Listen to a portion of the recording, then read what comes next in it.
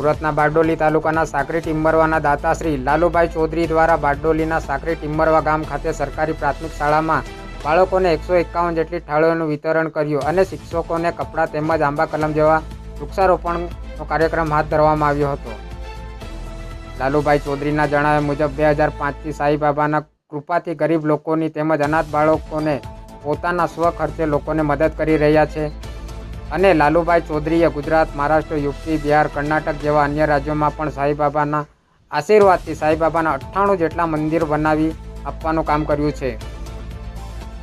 લાલુભાઈ ચૌધરીએ ગરીબ અને ગરીબ પરિવારના લોકો માટે પોતાનો નંબર 98 790 42 763 નંબર બહાર પાડ્યો છે, જેના કારણે ગરીબ અને ગરીબ પરિવારના લોકો સીધા જોડાઈ શકે અને તેમનો સહયોગ મેળવી શકે છે.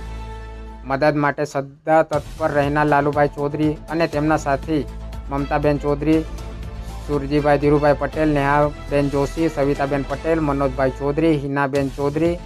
ગુડ્ડીબેન લલ્લુભાઈ ચૌધરી, દિવ્યાબેન ચૌધરી, જાનુબેન ચૌધરી, ગોલુબેન ચૌધરી, કલાબેન ચૌધરી, અશ્વિનભાઈ ચૌધરી જેવા સમાજસેવી લોકો પ્રજાની પડખે સતત કાર્ય કરતા હોય છે.